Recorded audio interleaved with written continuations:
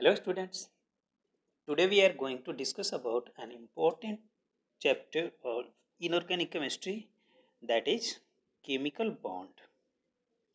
Chemical bond. ठीक है, chemical bonding में क्या होता है?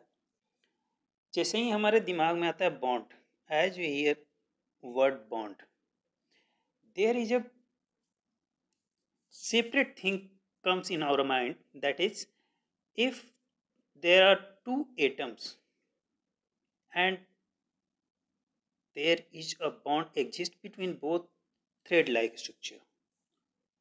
But is it right? No, this is not right. This bond exists as attraction force. As attraction force. ठीक है, इन दोनों के बीच में जो बॉन्ड बनता है वो एक्चुअल में है क्या? एक अट्रैक्शन फोर्स है। क्या है अट्रैक्शन फोर्स? जैसे आप लोग बचपन में पढ़े हो, 6, 7, 8, 9 पढ़े होगे कि वाटर का स्ट्रक्चर आप ये लिखते हो, जबकि ये टोटली रॉन्ग है। वाटर का एक्चुअल स्ट्रक्चर होता है सच लाइक एज। अगर आप इस तरह भी लिखते हो तो इन दोनों के बीच में जो फोर्स एग्जिस्ट करता है, अट्रैक्शन फोर्स जो एग्जिस्ट करता है, उसी को हम क्या कहते हैं? बॉन्ड कहते हैं। ठीक है, और वो जो अट्रैक्शन फोर्स एग्जिस्ट करता है, इसके पीछे भी एक राज होता है। क्यों होता है अट्रैक्शन इनके बीच में? एक पॉजिटिव होगा, एक निगेटिव होगा, बट नेचुरल है। और ये पॉजिटिव नेगेटिव किस पर डिपेंड करता है? इलेक्ट्रोनेगेटिविटी और आयोनाइजेशन इंथैल्पी पर, जिसको हम आगे डिस्कस करेंगे। ठीक है, हाल फिलहाल we are going to discuss about the chemical bond and its definition is the attraction force the attraction force which binds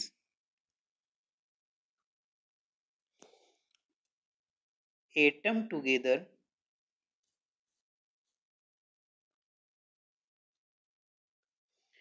in a molecule is called what? Chemical bond.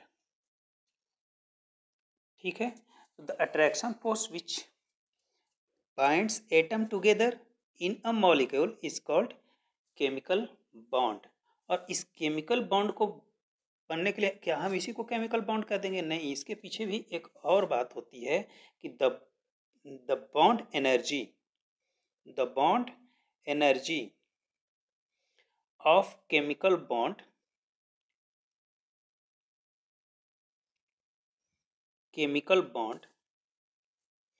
will be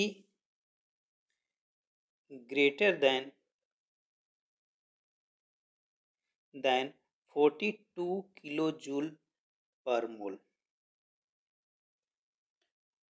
जो bond energy इनके बीच में होगी, इनके बीच में जो bond energy होगी वो कितना होना चाहिए? 42 किलोजूल पर मोल से ज़्यादा होना चाहिए, तभी ये केमिकल बॉन्ड हो पाएगा, अदरवाइज पॉसिबल नहीं है। ठीक है, अब इसका मतलब क्या हुआ? Bond energy of chemical bond will be greater than 42। अगर दो एटम के बीच में अट्रैक्शन फोर्स एग्जिस्ट कर रहा है, ध्यान से सुनो आप लोग, अगर दो एटम के बीच में अट्रैक्शन फोर्स एग्जिस्ट कर रहा है और उन दोनों एटम को सेपरेट करने के लिए 42 किलो जूल से ज़्यादा एनर्जी देनी पड़ रही है, तो उस अट्रैक्शन फोर्स को हम क्या कहते हैं? केमिकल बॉन्ड कहते हैं। क्लियर? नाउ केमिकल बॉन्ड को डिस्कस करने से पहले हम डिस्कस करते हैं डिफरेंट टाइप ऑफ फोर्सेस जो बॉन्ड बनाने में काम करते हैं। तो चलो आओ हम लोग देखते हैं कौन कौन से फोर्सेस हैं। तो अट्रैक्शन फोर्स। अट्रैक्शन फोर्स को on the basis of energy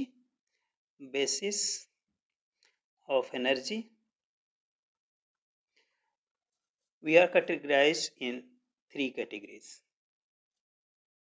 इसे हम 3 कैटेगरी में डिवाइड करते हैं। ठीक है, जो हमारा पहला कैटेगरी है ये है कौन सा, van der Waals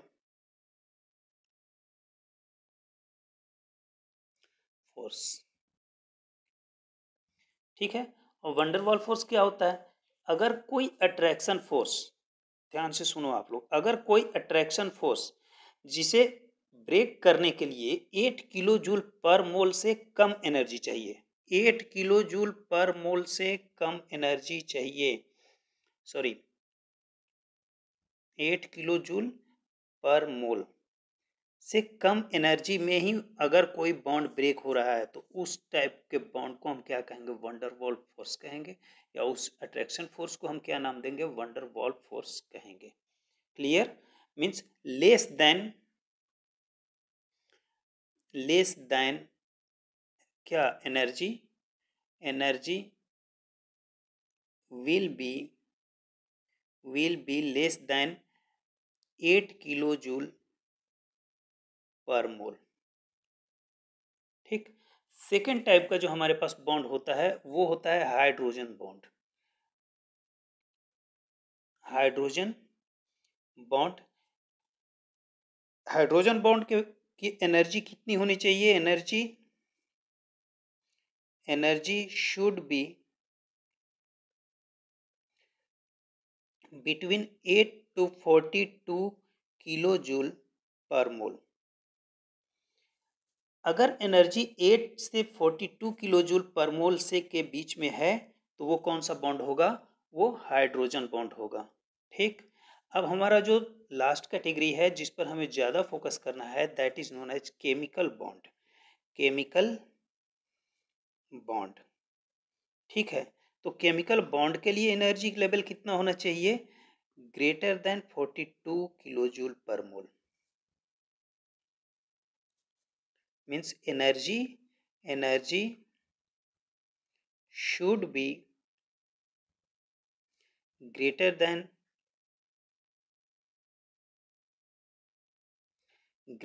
42 kilo joule per mole, तब जाकर हम उसको क्या कह सकते हैं, केमिकल बॉन्ड कह सकते हैं।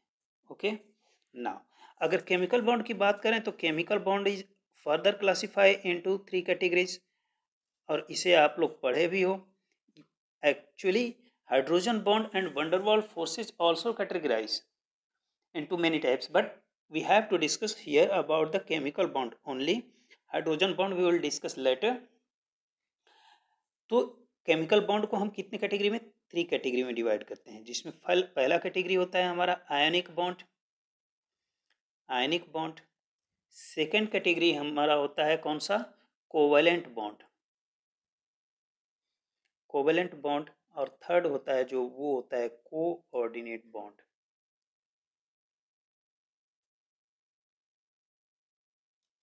ओके, तो ये 3 कैटेगरी हमारे पास हैं जिसमें से हम पहले डिस्कस करने चल रहे हैं आयोनिक बॉन्ड।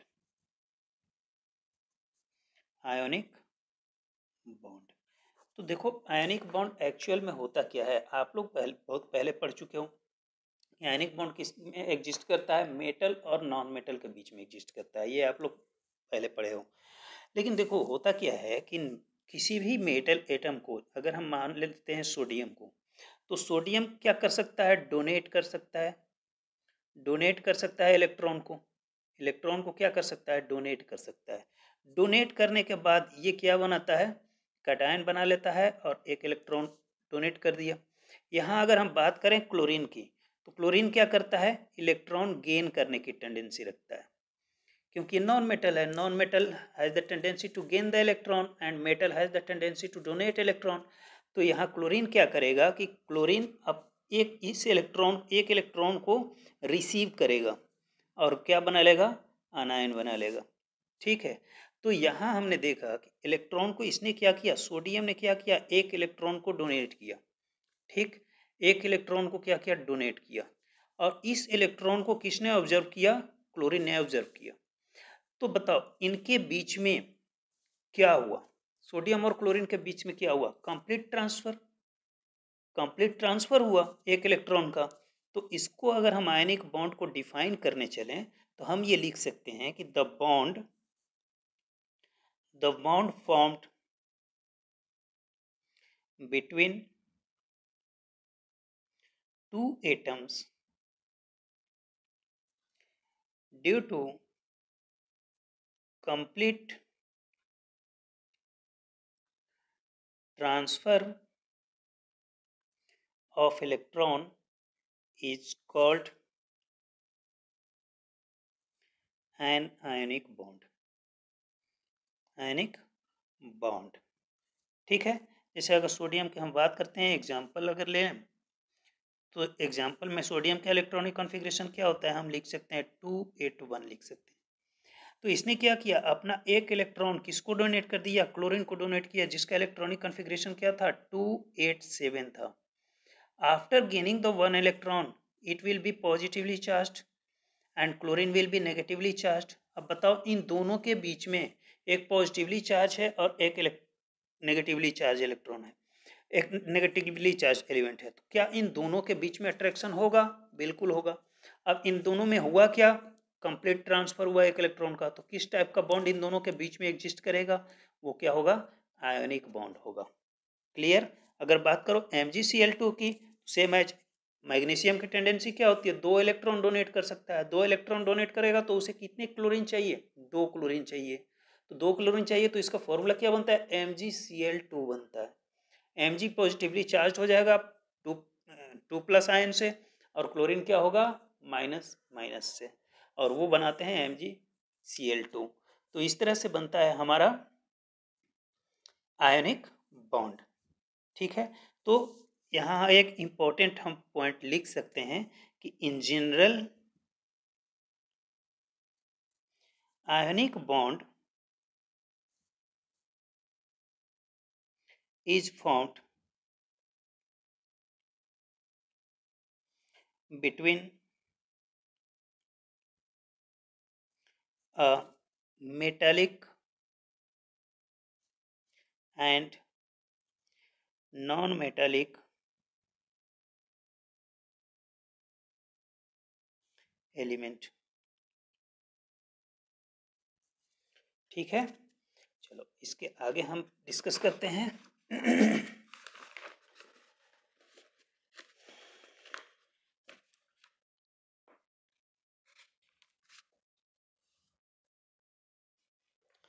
एक हमारे पास इम्पोर्टेंट आयन होता है जिसका नाम आप लोग जानते हो, और इसे आप इम्पोर्टेंट लगा कर लिख लेना, क्योंकि ये सबसे ज़्यादा कंफ्यूज कर सकता है आपको। There is an ion, there is an ion, that is कौन सा, अमोनियम आयन, जिसका फॉर्मूला होता है NH4 प्लस, इसको कहते हैं अमोनियम आयन, ठीक है। और इसका अमोनियम आयन क्या करता है कि ये बिहेव एज अल्कली मेटल। तो याद रखिएगा आप लोग कि जिस भी कंपाउंड में अमोनियम आयन लगा है, ठीक है, तो जैसे NaCl है उसकी तरह अगर ये कोई भी किसी भी हेलाइड के साथ अगर कोई अनायन के साथ अपना कंपाउंड बनाता है तो ये कौन सा बॉन्ड बनाएगा, आयनिक बॉन्ड बनाएगा, ठीक है। तो आप इसको लिख सकते हो कि as NaCl is ionic compound same as if we make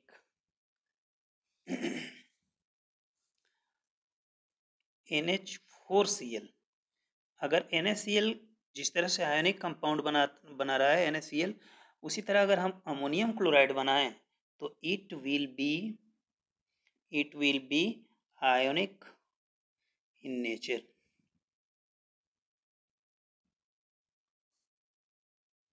इसे आपको ध्यान रखना होगा, ठीक है। तो चलो अब आगे हम डिस्कस करते हैं कि कंडीशंस कौन कौन से हो सकते हैं जो प्रीफर करते हैं आयोनिक बॉन्ड बनने को। Conditions to form ionic bond. Ionic bond बनने के लिए कंडीशन क्या क्या हो सकता है? तो देखो यहाँ समझो आप, हमारे पास अगर सोडियम है या कोई भी मेटल है, तो मेटल की टेंडेंसी, ये क्या है, सोडियम क्या है, मेटल है, मेटल है। मेटल की टेंडेंसी क्या होता है, एक इलेक्ट्रॉन डोनेट करने की टेंडेंसी होता है। और वो एक इलेक्ट्रॉन कब डोनेट कर सकता है, मीन्स वो किस पर डिपेंड करता है, एक इलेक्ट्रॉन डोनेट करना किस पर डिपेंड करता है, आयोनाइजेशन इंथैल्पी पर डिपेंड करता है। ठीक है, आयोनाइजेशन इंथैल्पी पर डिपेंड करता है, या आयोनाइजेशन एनर्जी कह सकते हो आप। तो आयोनाइजेशन एनर्जी जिस मेटल का जितना कम होगा वो उतना ही आसानी से एक इलेक्ट्रॉन डोनेट कर देगा। मीन्स जिसमें आयोनाइजेशन एनर्जी हम लोग पहले डिस्कस कर चुके हैं कि that energy which is required to remove one electron from the surface of the metal. तो अगर हम जिसमें कम एनर्जी लगाने से ही एक इलेक्ट्रॉन निकल जाता है, तो वो आसानी से वहां से डोनेट हो सकता है। ठीक है, अब बताओ, अगर हम बात करें क्लोरीन की, तो क्लोरीन क्या है, नॉन मेटल है। नॉन मेटल में क्या होता है कि ये इलेक्ट्रॉन गेन करने की टेंडेंसी रखता है, इलेक्ट्रॉन गेन कर सकता है। इलेक्ट्रॉन गेन करने की टेंडेंसी किस पर डिपेंड करता है, बताओ, इलेक्ट्रॉन एफिनिटी पर डिपेंड करता है, या आप इसको लिख सकते हो इलेक्ट्रॉन गेन इंथैल्पी पर डिपेंड करता है, इलेक्ट्रॉन गेन इंथैल्पी पर डिपेंड करता है। ठीक है, मीन्स इलेक्ट्रॉन गेन इंथैल्पी जितना ज़्यादा होगा उतना ही आसानी से वो इलेक्ट्रॉन को रिसीव कर सकता है। Is that? तो हमारा पहला कंडीशन क्या हो सकता है यहाँ पर कि the ionisation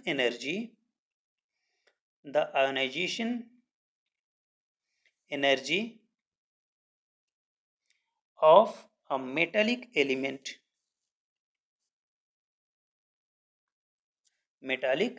element should be low। जितना कम होगा IE उतना ही आसानी से इलेक्ट्रॉन को डोनेट कर सकता है। ठीक है, अगर हम सेकंड कंडीशन की बात करें तो सेकंड कंडीशन क्या हो सकता है कि द इलेक्ट्रॉन एफिनिटी, और इसी को हम क्या कहते हैं, electron gain enthalpy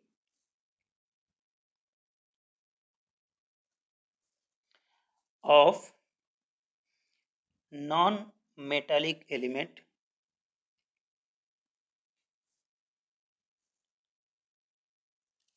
should be high. क्या होना चाहिए, हाई होना चाहिए।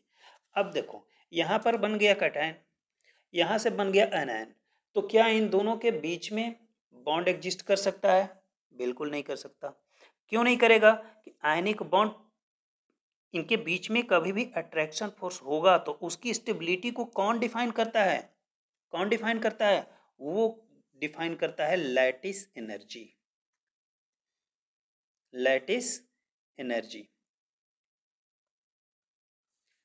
अगर ये लैटिस एनर्जी ही बताता है, सॉरी, लैटिस एनर्जी ही बताता है कि इन दोनों के बीच में, यहाँ सोडियम प्लस बना, यहाँ क्लोरीन माइनस बना, तो इन दोनों के बीच में जो बॉन्ड एग्जिस्ट कर रहा है वो स्टेबल होगा या नहीं होगा। तो अगर हम बात करें, यहाँ एक हमें नया टर्म मिला, लैटिस एनर्जी। तो ये लैटिस एनर्जी क्या होता है, तो ध्यान दो आप लोग, लैटिस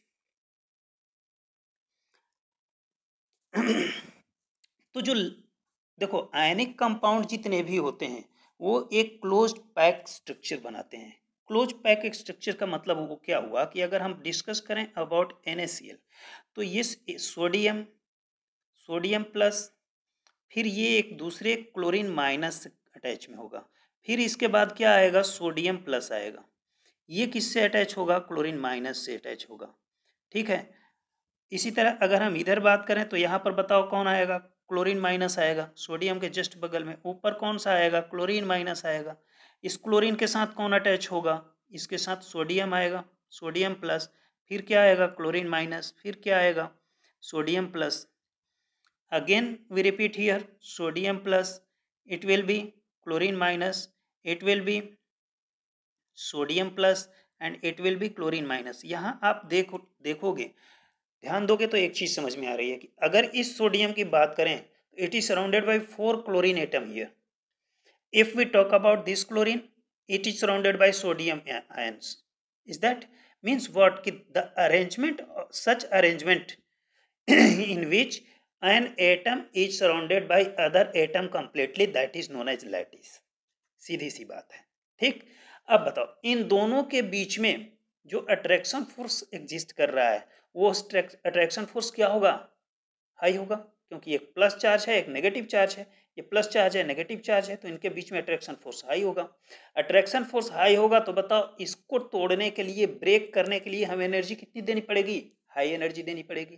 तो जो एनर्जी इन लैटिस को तोड़ने के लिए लगाई जाती है, उसी को हम क्या कहते हैं?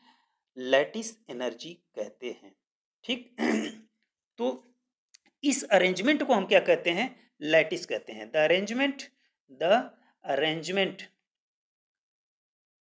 Arrangement of anions and cations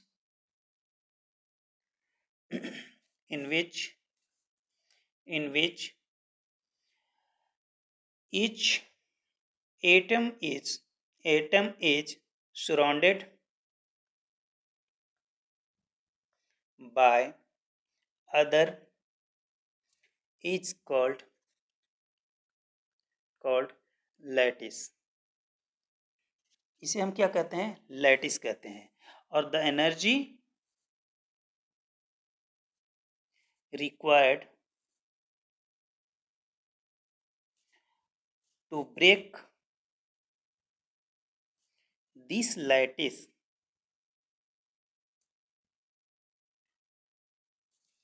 is known as lattice energy।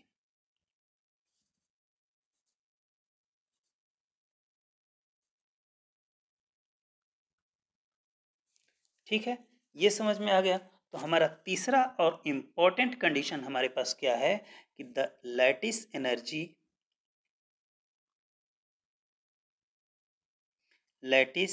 Energy of ionic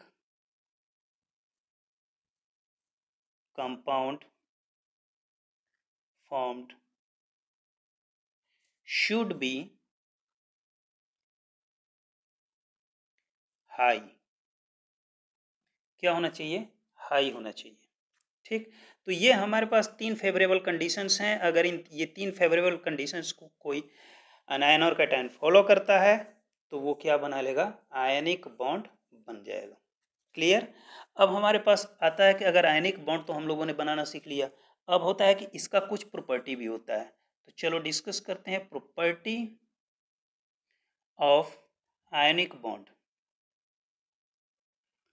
आप लोग तो बचपन में पढ़ भी चुके हो कि ये डक्टिलिटी रखते हैं या वगैरह, जो छोटे छोटे डेफिनेशंस हैं। हम लोग यहाँ पर जो डिस्कस करने जा रहे हैं वो थोड़ा सा उससे हटकर है कि आयनिक कंपाउंड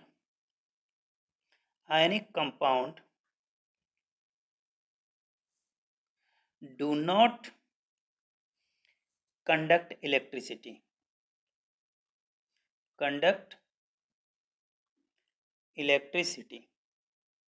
कब?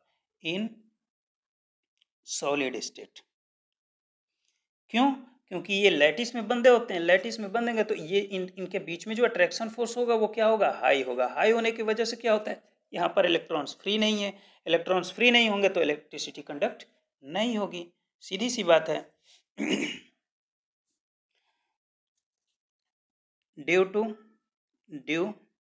टू नो इलेक्ट्रॉन्स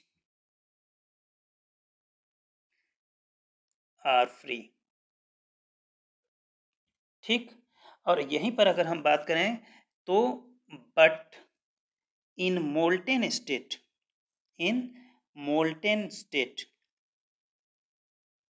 और इन aqueous solution in aqueous solution they are good conductors.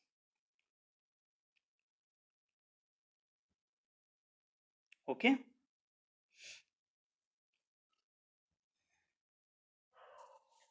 Second हमारे पास जो इसकी प्रॉपर्टी है वो क्या है कि due to attraction strong force, चलो लिख लेते हैं due to strong force of attraction between ions and formation of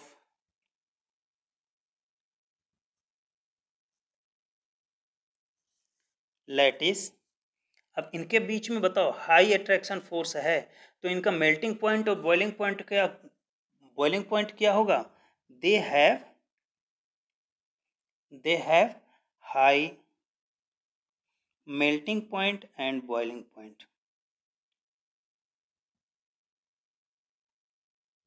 ये एमपी और बीपी को मध्य प्रदेश और ब्लड प्रेशर नहीं समझना है, ये मेल्टिंग पॉइंट और बॉइलिंग पॉइंट है। Is that? हाँ, इतना तो आप लोग समझदार हो, आप लोग इतनी बड़ी गलती नहीं करोगे फिर भी। और थर्ड हमारे पास जो पॉइंट है वो क्या है कि ये आप लोग जानते हो कि आयोनिक कंपाउंड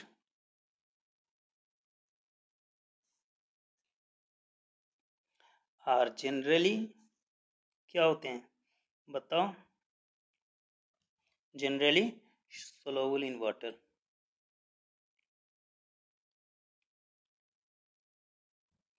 तो ये हुए हमारे ionic compound, chemical bond, ionic compound और इनके कुछ प्रॉपर्टीज।